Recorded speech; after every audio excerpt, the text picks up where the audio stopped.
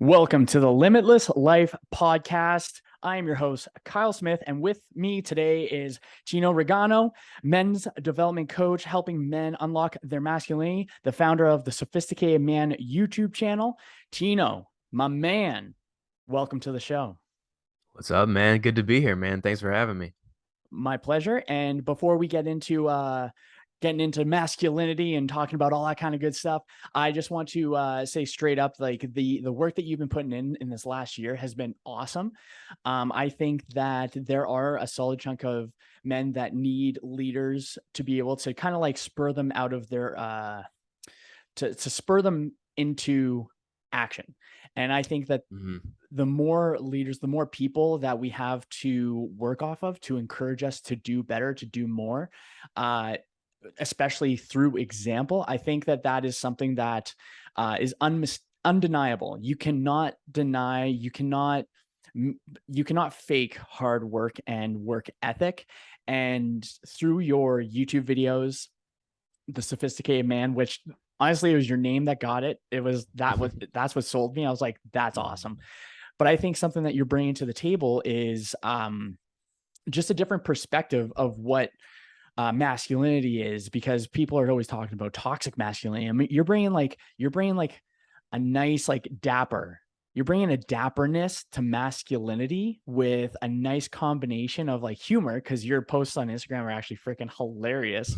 It's like you're talking to your less yourself and your higher self, and I Right. fucking love that.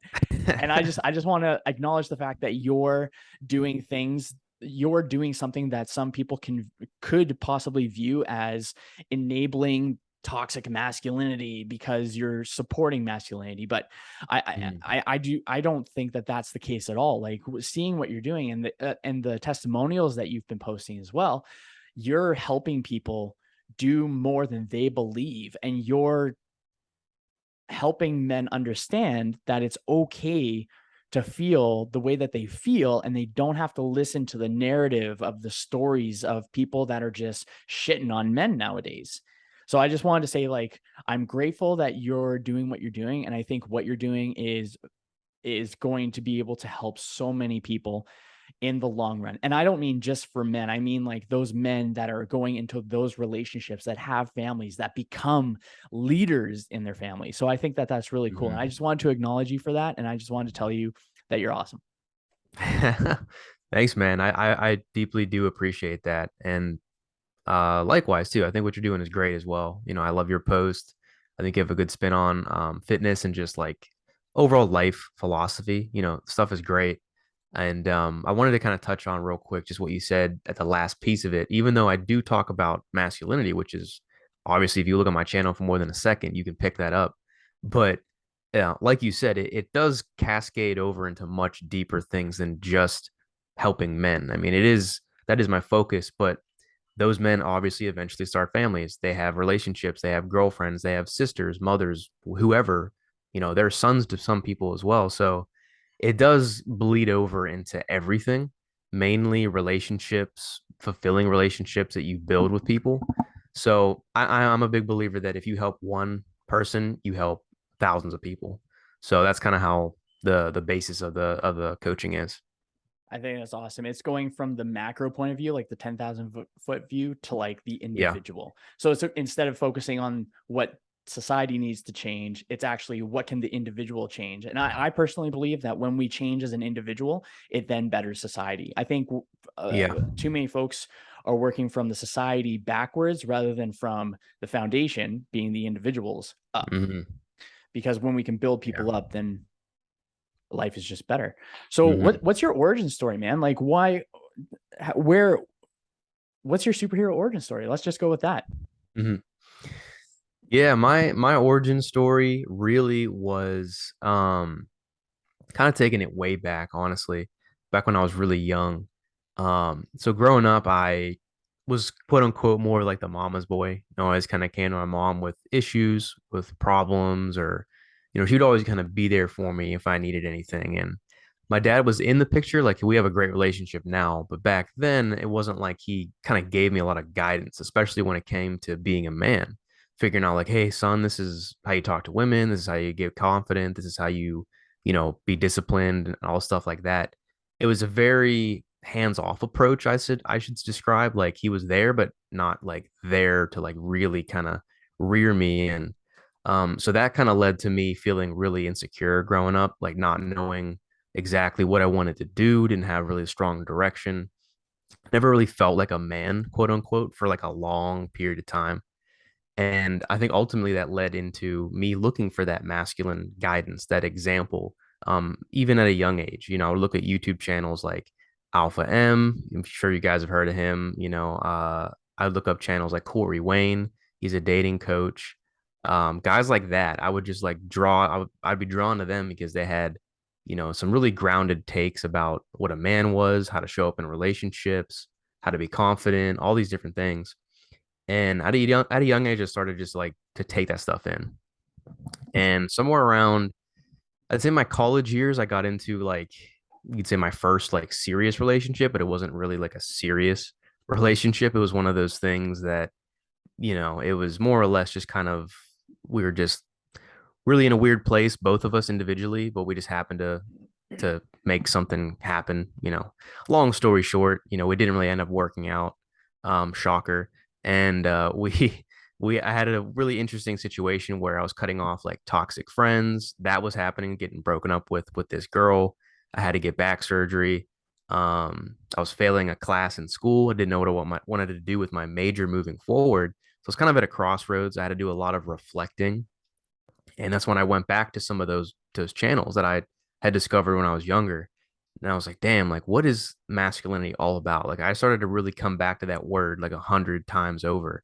And it was like really starting to get me mentally thinking about what is that. So I did some more research, found a lot more videos, just like took a deep dive into that content, and then just started doing the work. Honestly, just started like putting the work in myself and realizing what it meant to me, like kind of starting to create my own definition of that, and just found what coaching was all about too. Didn't know a lot about self-improvement, didn't know a lot about coaching, and I enrolled into a coaching program in my school in the city, got certified within 9 months, and then decided to start my own business in 2018, which is where I came up with the brand name, The Sophisticated Man, which is really that exactly what you described earlier, kind of just helping men tap into their masculinity, but doing it in a way that's healthy, in a way that's balanced, in a way that isn't just, oh, like men are amazing, alpha, like beat my chest and like completely like one up women in every way. That's not what my brand is about. Um, but I do like to put that in there because like it's I am addressing men kind of getting to that point, but it's not so they can like feel better than women. It's just so we can serve themselves and then ultimately serve, their future relationships and people around them. So in a nutshell, that's kind of my story. I know that was a little long-winded, but there's a lot in there. There's a lot I think that happened for me to get to this point, but it's a little backstory. I think it's great. So why masculinity? So Mm, out of all the things, like where is it that you think what is masculinity to you first? Let's go with that. sure. So to me, masculinity is really when a man starts accepting certain responsibilities in his life. When he gets to the point of just maturity and he feels like he's taking on different things, whether that's could be a family, it could be a business, could be is responsible for his own health, like he's trying to get in really great shape, or he's really leveling up his career. He's trying to make something of himself. So to me, masculinity comes down to having that responsibility as a man, like finding things that you're building. What are you working towards? What is your objective? What is your mission in life?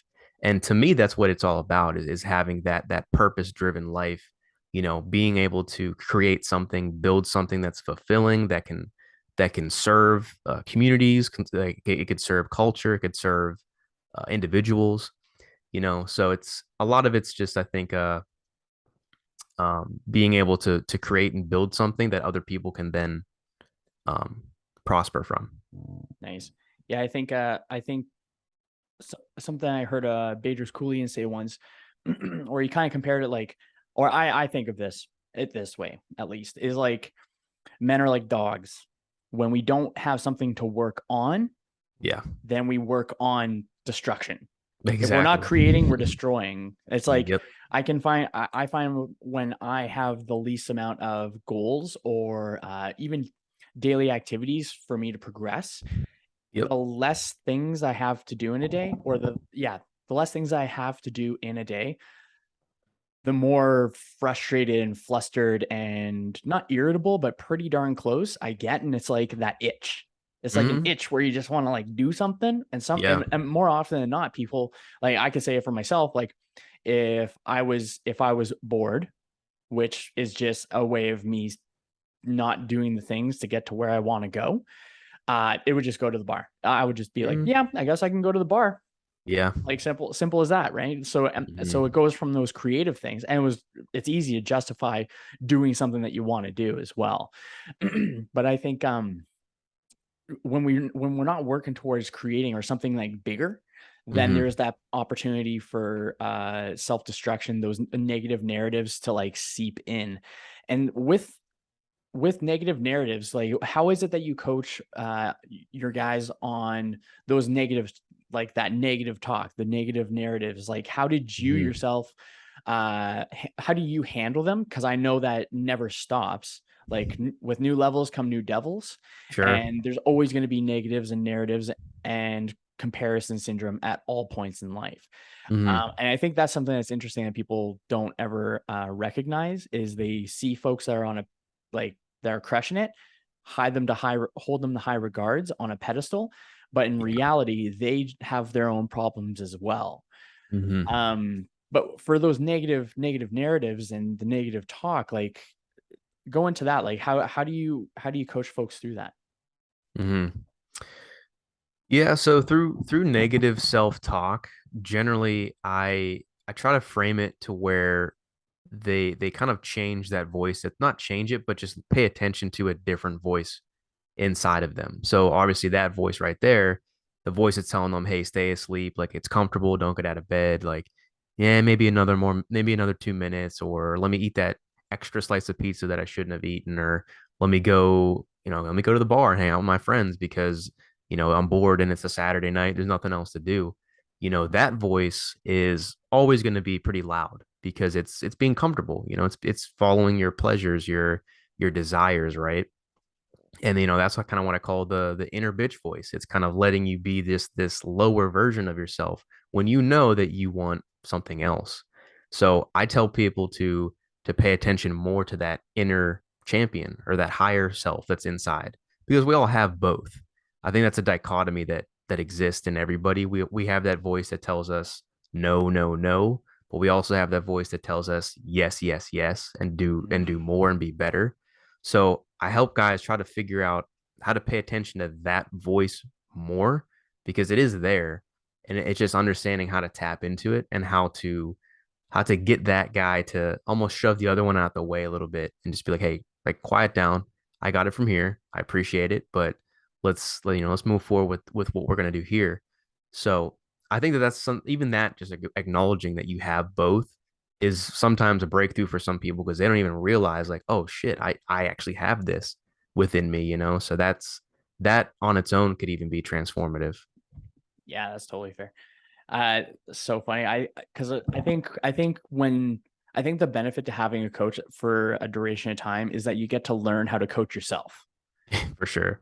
And I think that's what a lot of folks are missing, is the ability to coach themselves, or at least to call them. Because it's funny, because we can bullshit everyone else, but we can't bullshit ourselves. And we Mm. always know, whether consciously or subconsciously, that we are not acting congruently with what we want.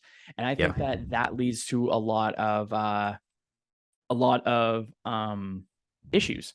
It's kind of like, and I'm gonna put it like as a I'm gonna define this one as well. But there's a very big difference between circumstantial depression and a genetic predisposition to depression. Mm. And people believe that because they feel depression or a bout of depression, that that is their life forever and they are suffering for it for life. Right.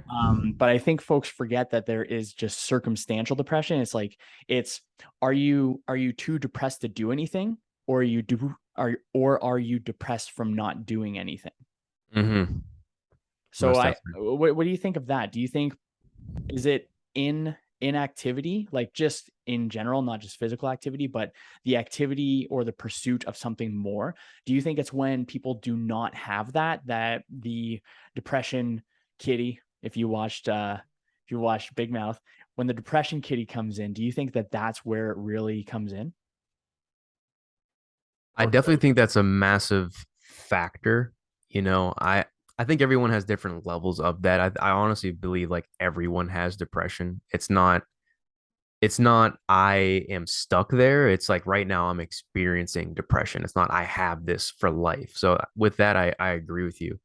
I think honestly, you know, when you're kind of just in the routine of like doing something you don't like, or you're in a situation that's uncomfortable, or maybe you're not making the money you want to make, maybe you're not in the career you want to be in, maybe you're not in the relationship you want to be in, that can lead to just more like inactivity and just feeling hopeless, and just like you kind of go into the negative loop of bad habits. Maybe you start watching some pornography, start spending money on things you shouldn't be spending them on, and like you just kind of overindulge yourself to try to get that feel good chemical to try to counterbalance that feeling. So you try to hit some dopamine.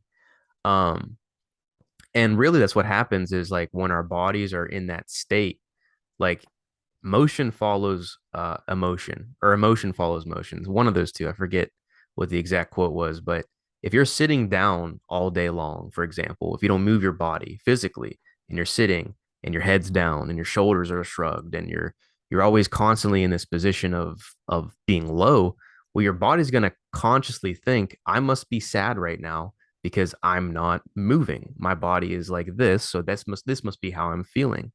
But if you were to open up your body and get outside, for example, be in the sunlight, like go for a walk, go work out, get an exercise in, you're going to get those chemicals they're producing more, feel good chemicals. You're going to feel more positive about yourself because you're going to think, I must be in a good mood because I'm moving around, I'm walking, my head's held high, I feel confident.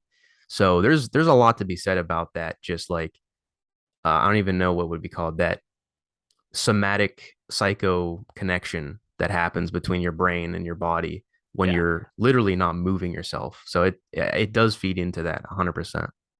I like something that Tony Robbins says is change the state, change the strategy.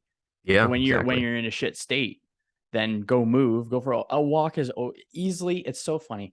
I I say like go for a walk, and it's something so simple, but so many people are so hesitant to do it because they don't like it. Yeah, And yeah, it's exactly. interesting because the very thing that people oftentimes don't want to do, if even if it's as simple as a walk, Hmm.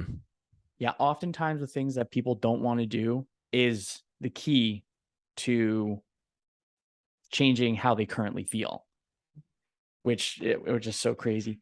But yeah, changing the state, changing the strategy. There is definitely like a mind body connection. Like the mind influences the body influences the mind. It's a two-way street, and it's not one or the other.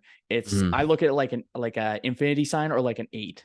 Yeah, Like those, it's just the way it's like going consistently, and it's kind of similar to like our internal dialogue. We are going to behave in conjunction with how we think. yeah.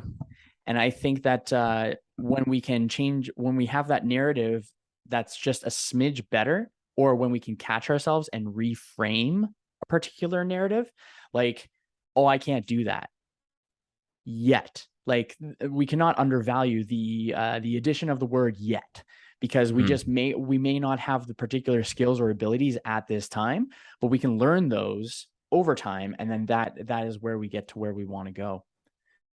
So Sure. I think it's pretty cool to be able to do that. So something I think that's really interesting that I have a theory on, that I think would be kind of cool to chat with you about is rites of passages. And Mm. I think there's a cool show that I've heard of. I didn't watch it, but the concept of it I really enjoyed. And it was this dude. He was a journalist, I think, in Australia. And there's another guy, Michael Easter. He wrote The Comfort Crisis. Awesome book. Mm. It talks about his own journey. But basically, this guy, he was working, and then he thought to himself, he's like watching all these dudes that are doing really cool things, and he started questioning whether he was a man. And I think most dudes, and definitely only going to speak on behalf of dudes on this one, for myself at least, uh, is I think the thing that a lot of Western culture is missing is some form of rite of passage. So what this guy did Yeah. is he questioned whether or not he was a man. So what he decided to do was make a video series. It was like 6 episodes, and each episode was a different rite of passage from a different culture. So Mm. one of the things that he would do, he would go to Mongolia, ride a horse, and then teach eagle how to go hunt. And so he would be with this nomadic tribe that'd be going along with elk, and then they killed the elk, and then he drank the blood, kind of thing. Pretty Liver King style. But this is Hmm. like this is like nowadays, right? So Yeah. he's like it's super cool. So he decided to do 6 different rites of passages so that he could actually there was an indicator, there was a proper transition from boy to man.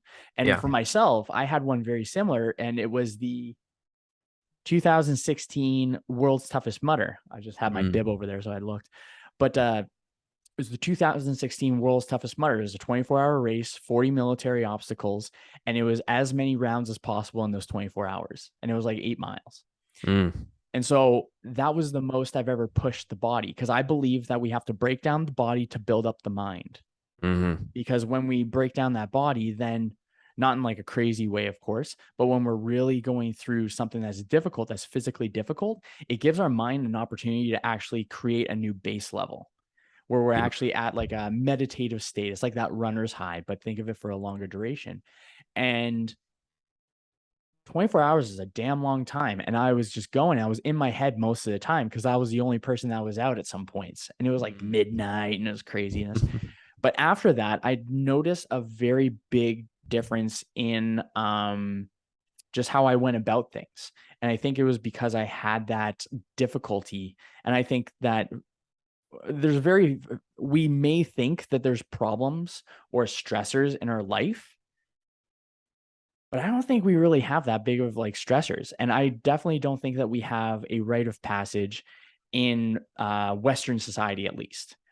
The best thing that we have for a rite of passage for men is how many fireball shots can you handle on your 18th birthday or 21st if you're in the Literally. States. Like that's it. That's Yeah. it. And that's like, in my personal opinion, is an absolute shit marker of boyhood to manhood. Women Mm. have it naturally, Yep. right? Women know going from girl to woman. Hmm. Guys, we're just like doop da doop da doo.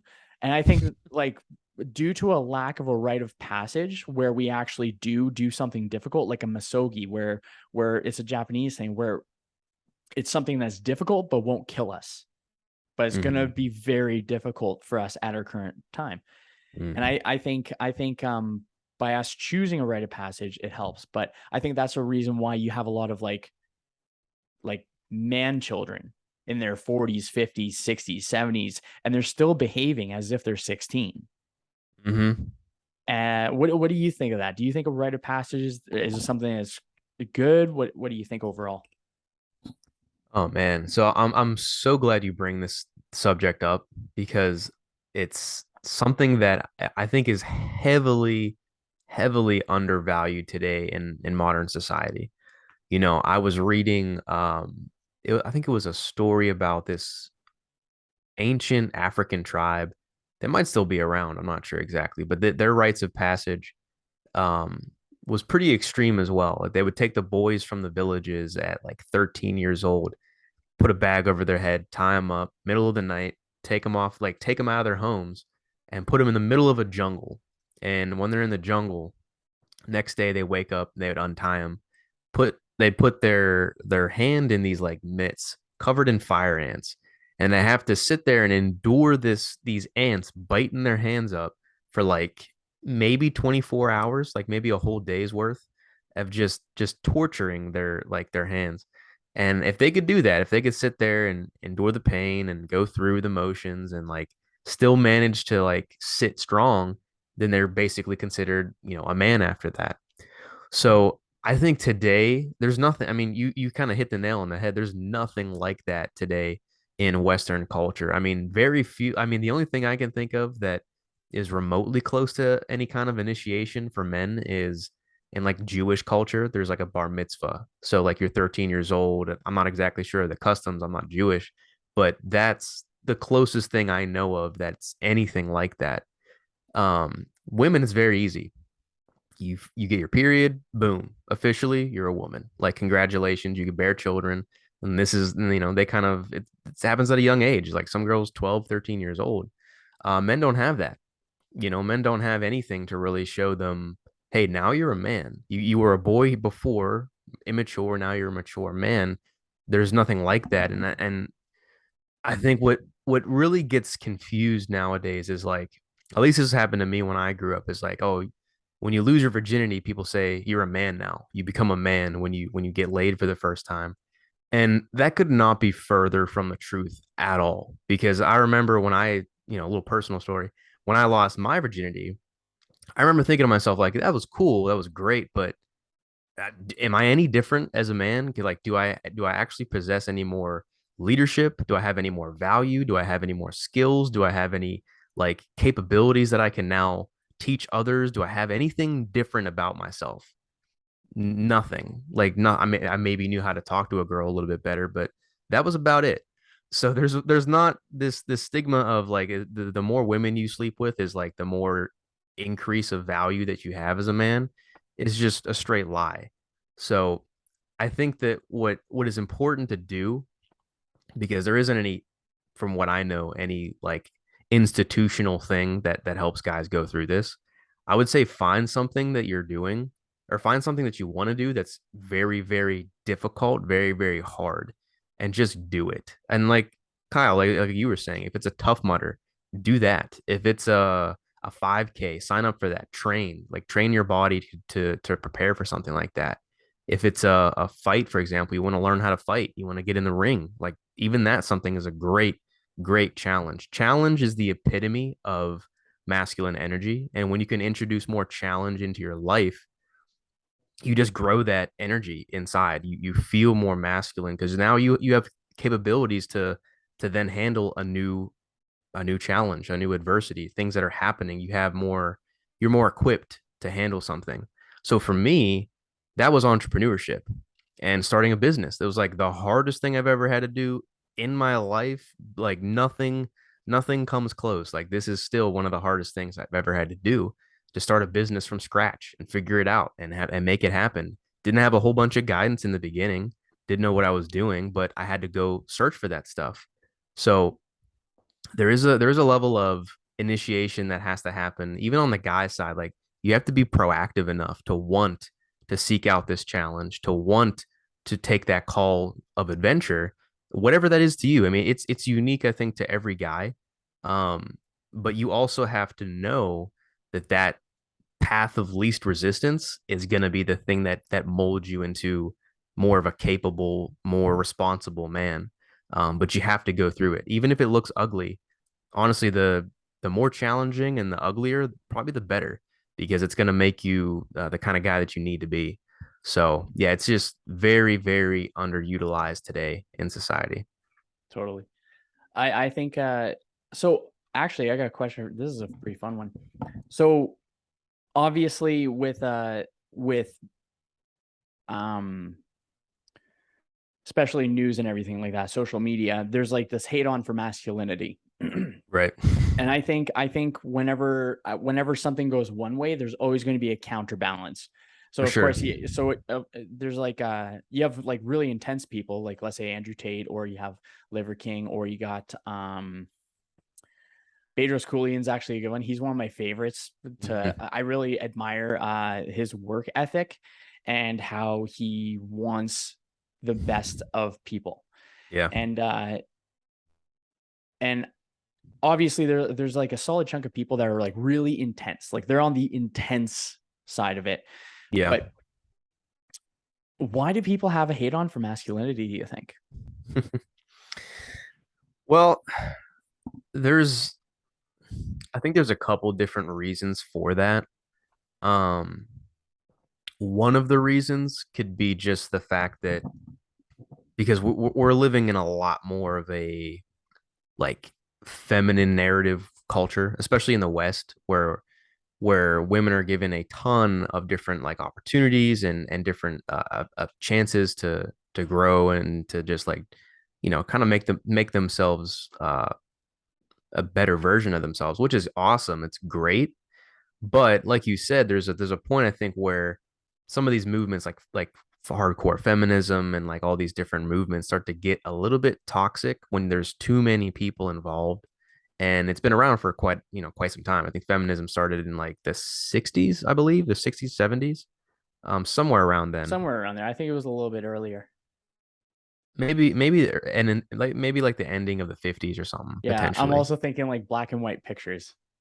Yeah, something like that. Don't I'll fact check that later, but it's Yeah, it's been around for quite a while. And I think what happened was originally the movement was to help women just vote, just to get them the right to vote, equal pay, equal opportunities. Everyone can agree that's an amazing thing and that needed to happen. But I think now what happened is sometimes they took that and run with it where you know, they almost it developed this like negative connotation with men because I think it does come back to having negative experiences with men. So girls that grew up maybe without a father figure, girls that grew up maybe with a weak father figure who didn't know how to take charge, didn't know how to be a good leader, they then have a negative association with men altogether. So they start dating men that are like that. They attract more negative men that are like that, and this idea is formed of, oh, well, men just must be toxic then. Men just must be negative. That's just how everyone is. Right. So you kind of develop that self-fulfilling prophecy of just finding the same kind of guys all the time, never really understanding like maybe sometimes you're the problem, like looking at taking some accountability in that the, situation. the common denominator.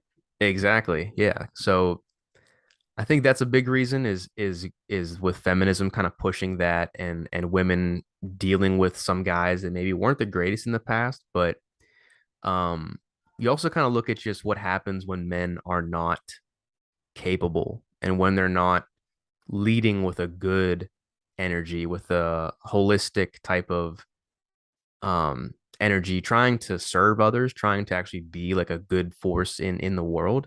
Um it's like the saying, hard times create uh no, what is it? Hard Weak time men or create hard times create weak men, or hard times create strong men create good times create weak men.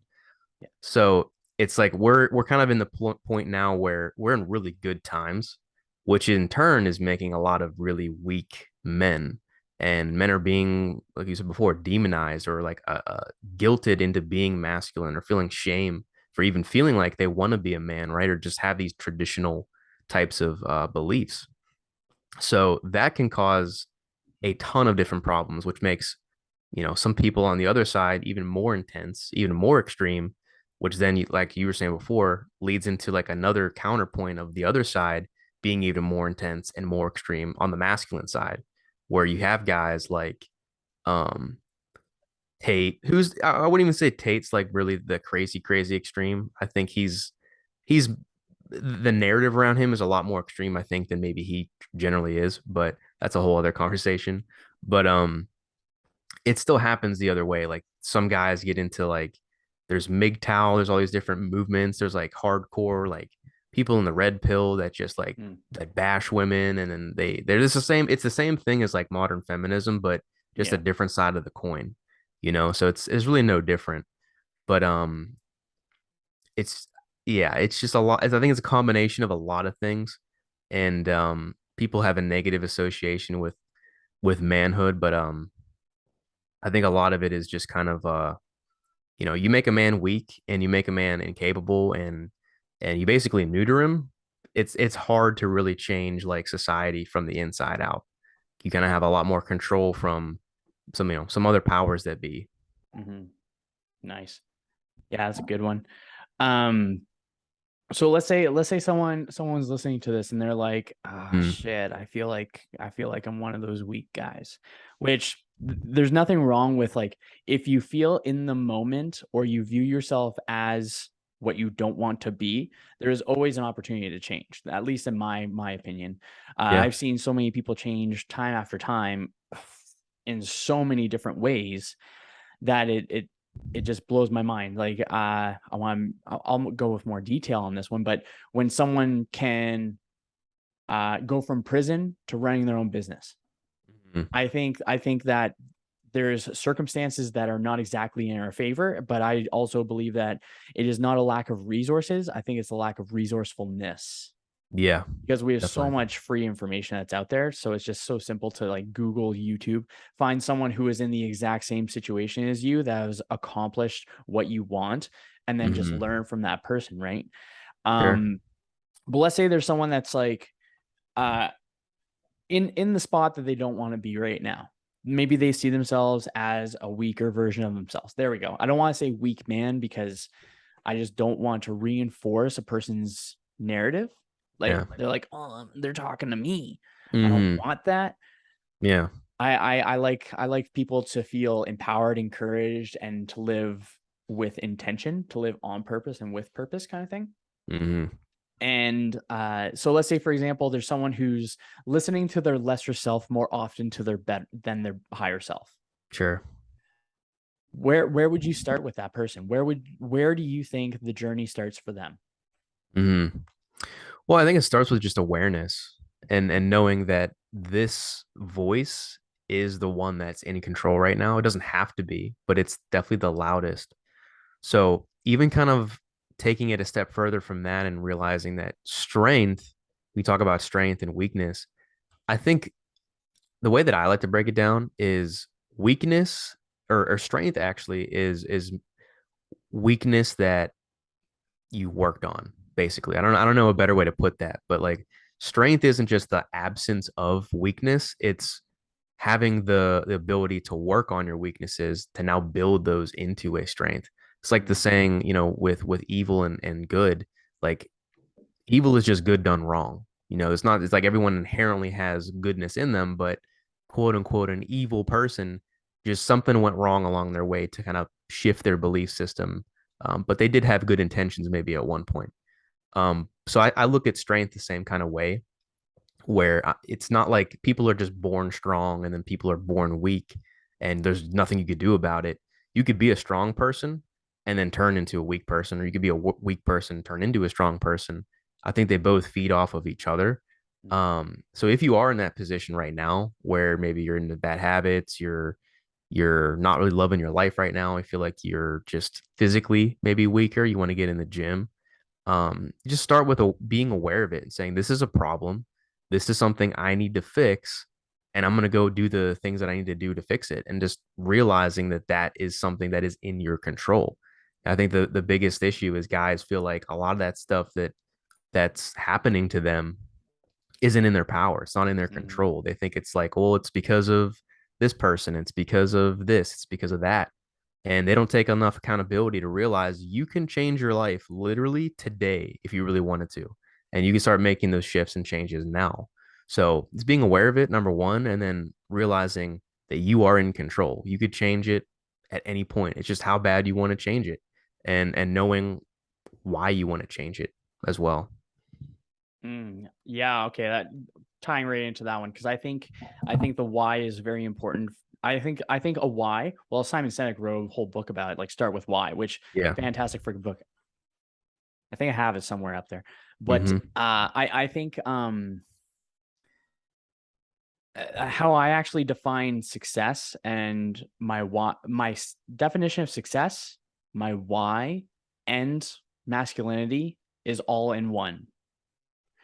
And so Mm-hmm. for me, it's and I'll toss it your way after this one, but I think that the pursuit of self mastery and being a positive contribution to the human race, to be a savage servant, is living a masculine,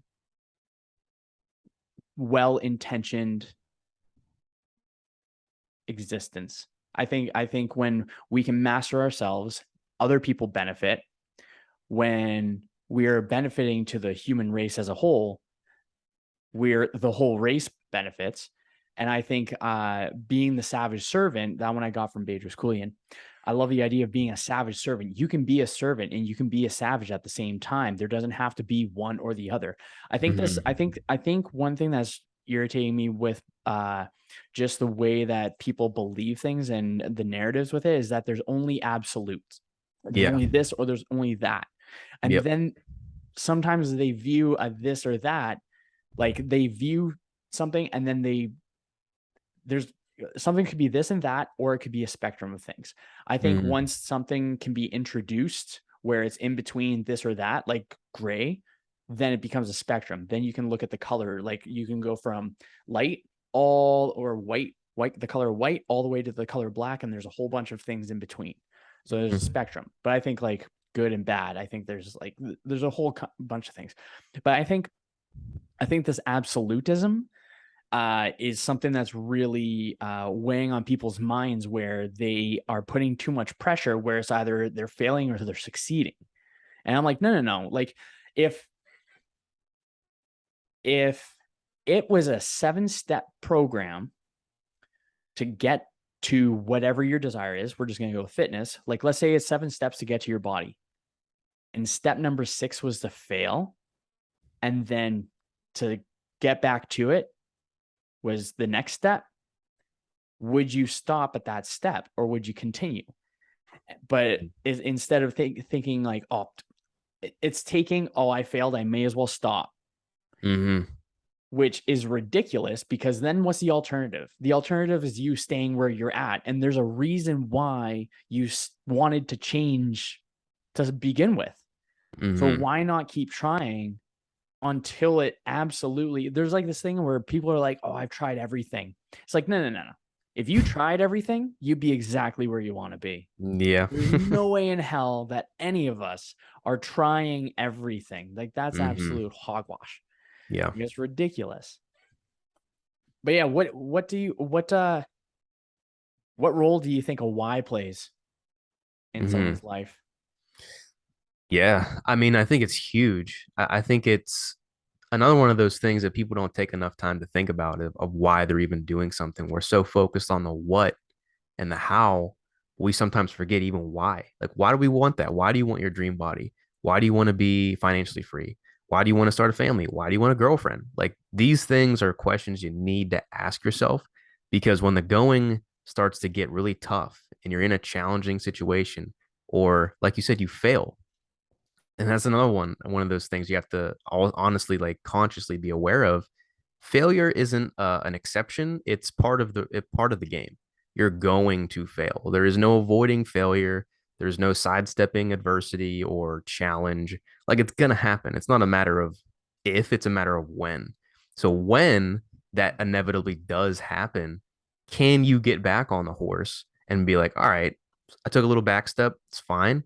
I know why I'm chasing this. I know what I know, the bigger reason behind it, and I'm going to keep myself going. So I think your why is incredibly important when you're setting any kind of goal, because when you're doing something with just a weak reasoning, it's so easy to give up on yourself. Like, if you, for example, will stick with fitness, if you want to get in the gym just because I just want to look better, well, you might go for a couple months and then give up because you notice, well, there's a weekend, or I cheated, I binged a little bit, I gained a little bit of weight back, and then you look on the scale, you're 2 pounds over, you're like, fuck it. And can I swear on this? Is that cool? Yeah, absolutely. um, but yeah, you're on the scale and you're like, well, screw it, I might as well just go back to eating this pizza.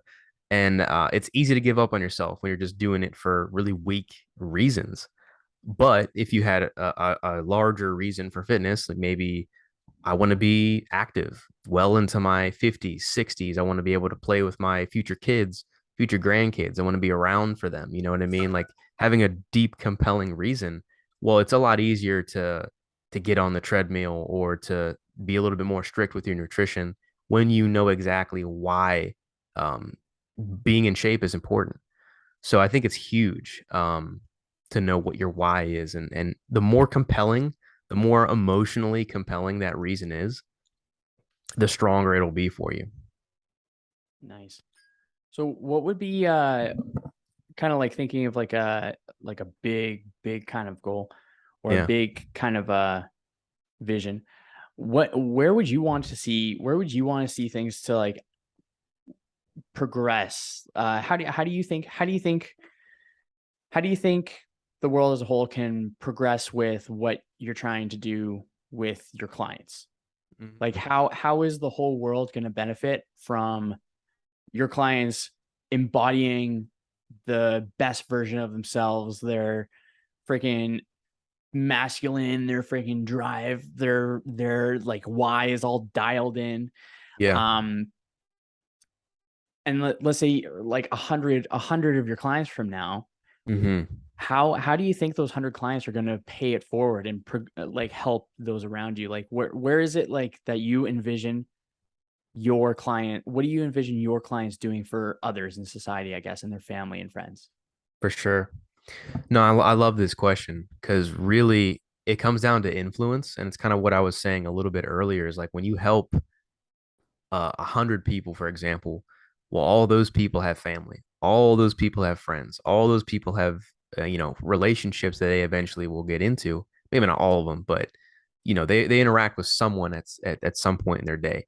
So that's gonna the rub off on to the people that they interact with, which is gonna rub off on then the next people they interact with. So it's just a trickle down kind of effect.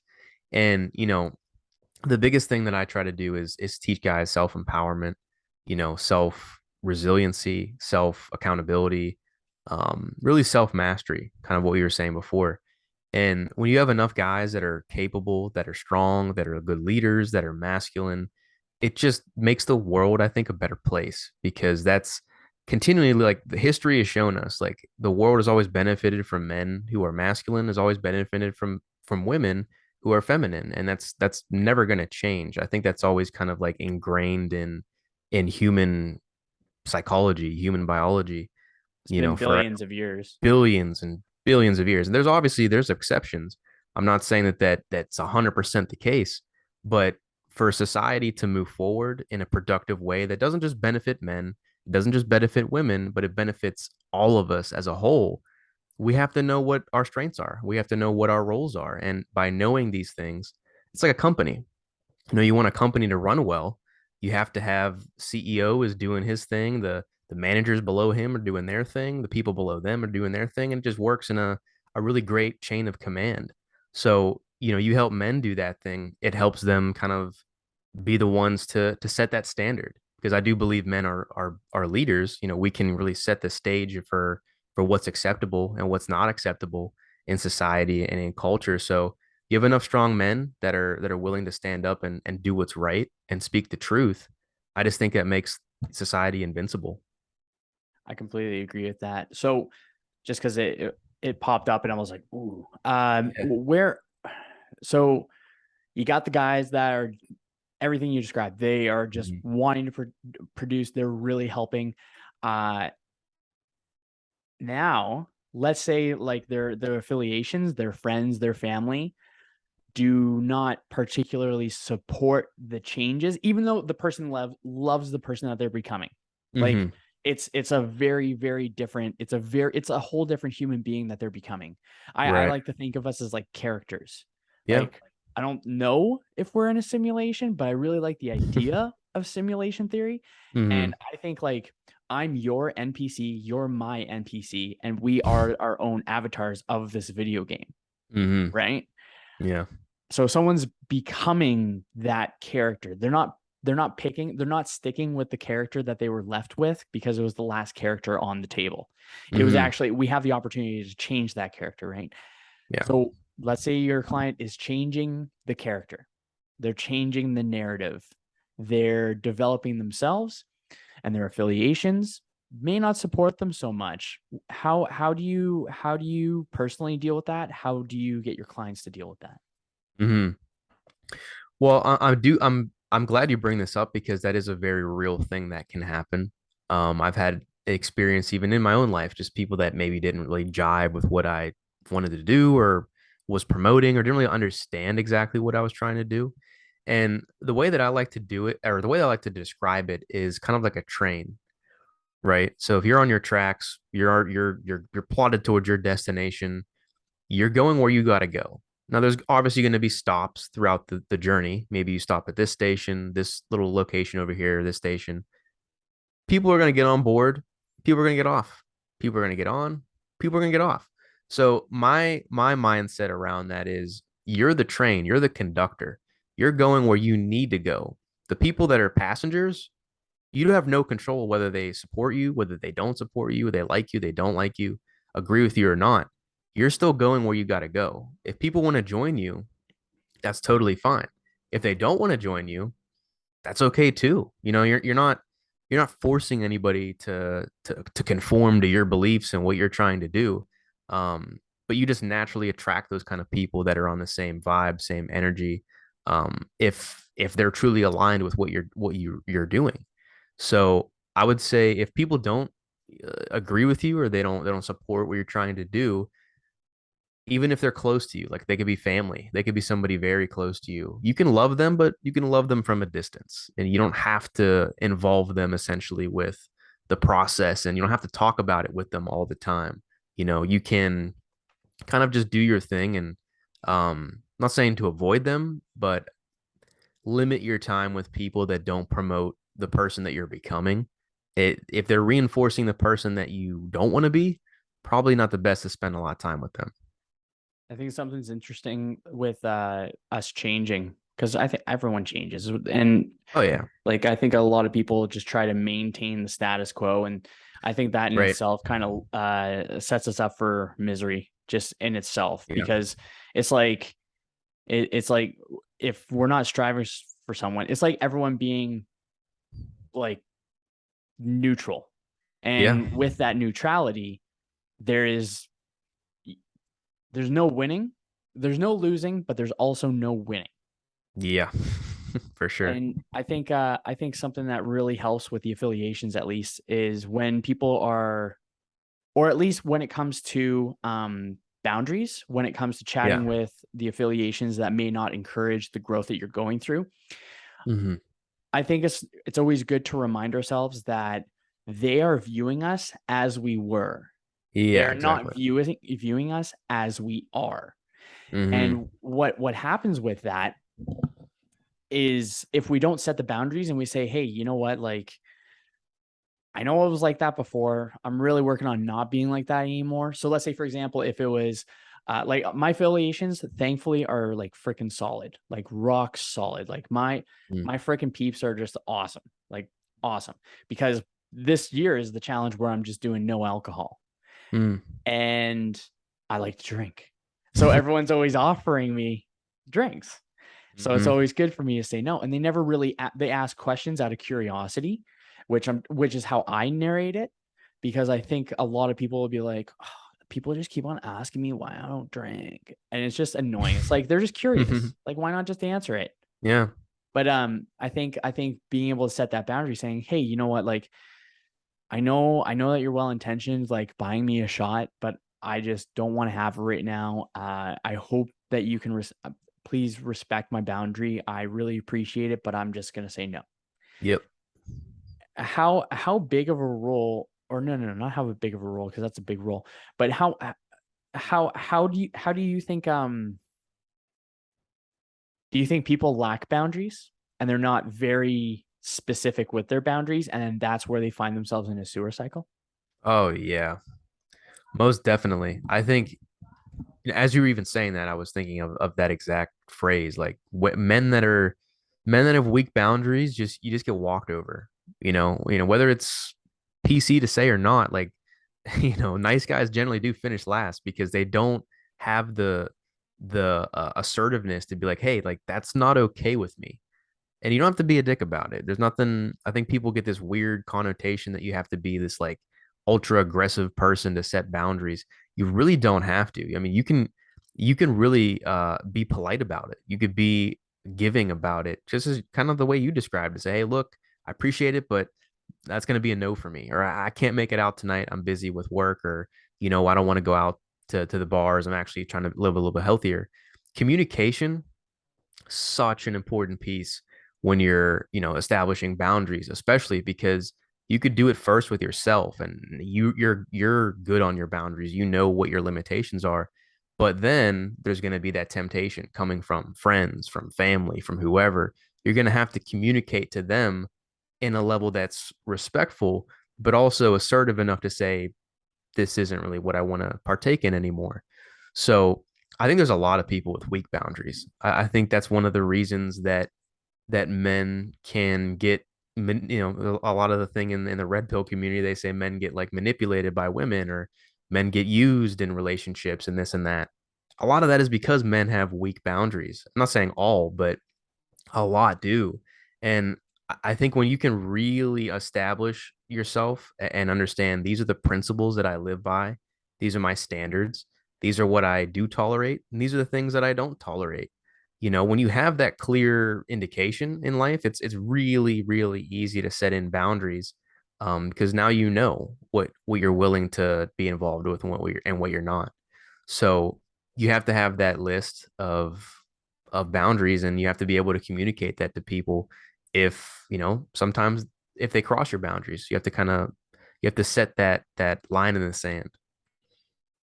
Yeah, nice. I love that.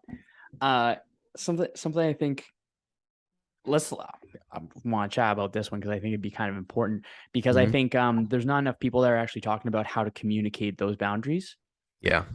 Something I would say right off the bat that's super super simple Hmm. is a simple "I'm good, thanks" for, Yeah. let's say it's a gesture like an offer of like, do you want alcohol? Do you want a candy? Do you want popcorn? Do you want this, that? Do you want whatever is incongruent with where you want to go? Is basically what I'm saying. Yeah. I think with that one, it's like, I'm good, thanks is I'm good. You're showing gratitude for the gesture, and thanks is Yeah. establishing that you are content with where you are in this present moment. Hmm. What do you think are some good ways to basically just bring up the conversation or talk about those boundaries in a way that one, someone can feel, I think no matter what, it's kind of awkward at first, but where one, they can feel as comfortable as possible saying it to someone else, Yeah. because it's always worse in anticipation than it ever is in reality. Like, people want to support us in where we're Right. going, right?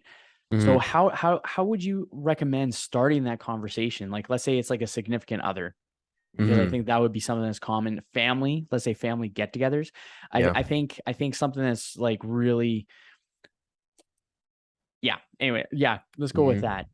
What do you think would be a great way to start those conversations? Like, start those not even difficult conversations, but like those conversations of boundaries and really establishing them. How do you go about that? What do you think? Yeah. Well, I think you have to really understand that every single human being has the need to be heard and appreciated. So once you can establish that, I think you're solid. So kind of like to jump off of your example, if you're at a family get together and somebody offers you a beer and you just want to quit alcohol that year or even that month or whatever, you do have to acknowledge first, I hear what you're saying.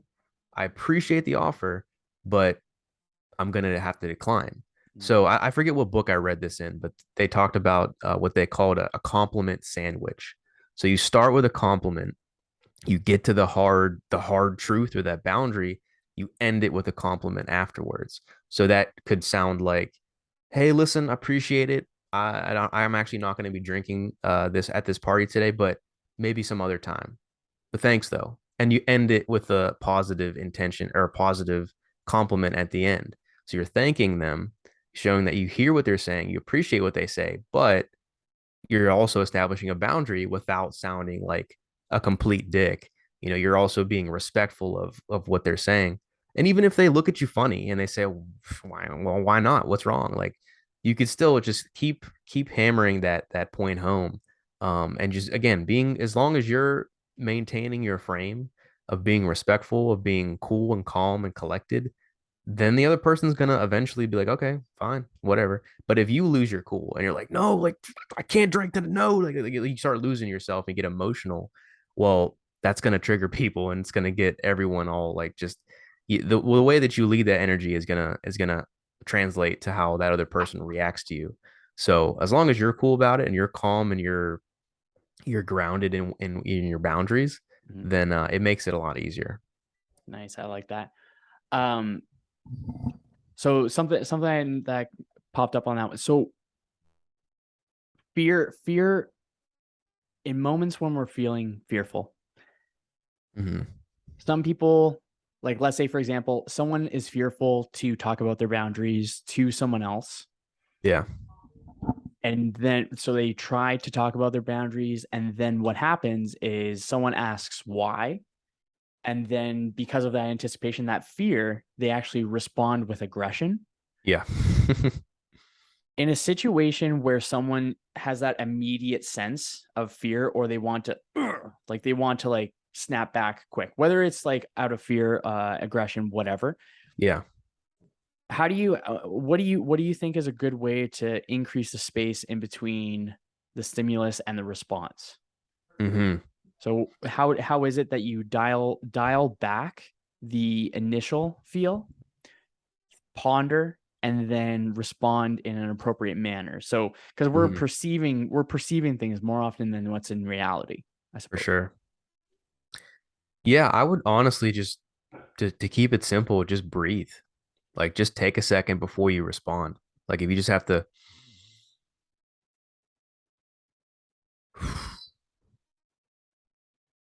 and then literally like say what you have to say. I mean, there's nothing wrong with just taking that space for yourself and just do because I've had to do that actually in my life a couple times where so I did something and someone questioned me. And you get those feelings riling up, and I start to be like, well, why is he questioning me? What like I don't have to explain myself. Like, and this always happens, when especially when you're trying to do something that's outside of what people deem as normal or what's accepted. You kind of have to just catch yourself and realize that they're not even doing it because of you. It's mostly just because of the perception of that thing that you're doing or not doing. So sticking with that same example, not drinking at a party, that is typically deemed as like a little strange because people don't associate like being at a party without drinking. It's just kind of socially accepted that way. So when people are questioning, it's not even because they're questioning you per se. They're just questioning the activity because they're like, well, I'm drinking, I'm doing this. Why aren't you doing this? And people are, we're um tribalistic people by nature. We like to fit in. We like to do things everybody else is doing, sometimes unconsciously. So sometimes they'll ask you that stuff. If it's especially not socially acceptable, they'll be like, well, what's up with that? So just even if that happens, just take some time. Just like you can breathe, just take a space and then just respond. You don't have to react. You can respond because there is a difference. If you react, it's more emotional. Responding is more logical, yet you took time to actually think about what you wanted to say, and just realize it's not coming from a negative place. Sometimes it is, sometimes it can be, but yeah, as long as you're leading that energy and you're responding in a good way, then they'll kind of follow that lead. Yeah, that's totally fair. I like that. Sweet, my man.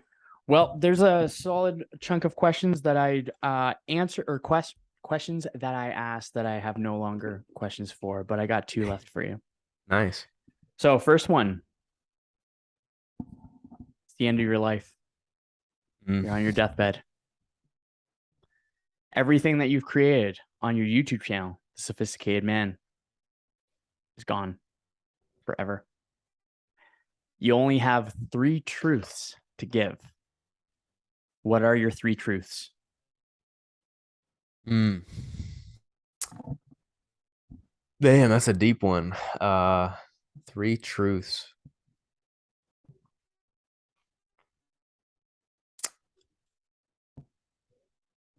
Hmm.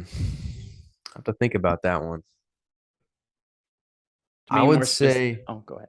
go ahead. We can make us more specific. What are your three truths for the men that come after you? Yeah. Yeah, man. I would say,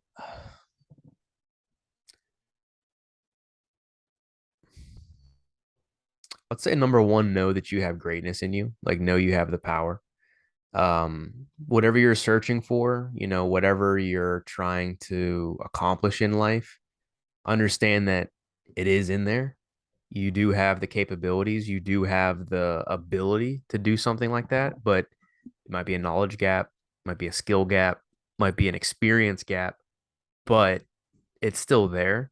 And truly, I believe, whatever you really put your mind to, you can achieve.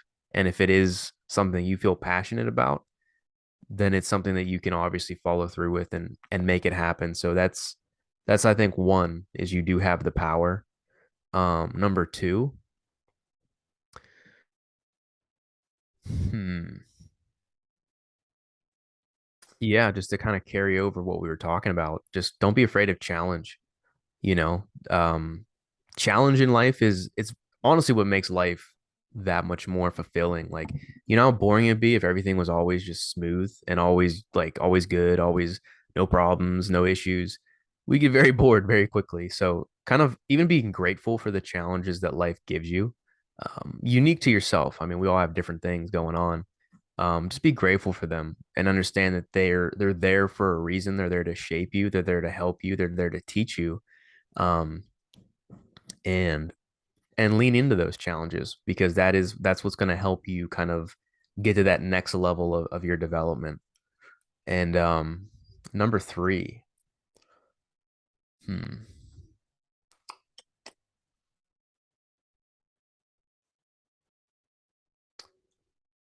I'd say for three,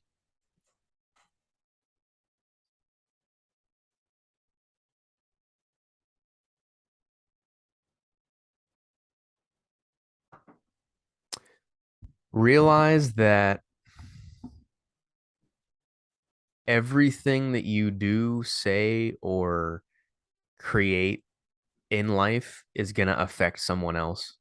And that could be anything. Like, I'm talking about business, I'm talking about your conversations with people, your relationships. Like, it's going to influence somebody, whether you know it or not. Like, someone is always watching, and you might feel like you're not the center of attention. You might feel like nobody's watching or listening.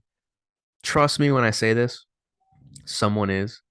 They might not tell you. They might never tell you. You might never know what someone is actually taking away from you, but there's always someone who's looking at you the same way we look at our idols or the people that we admire. There's always someone who looks at you that exact way. And again, you might never know. They probably might never tell you that either.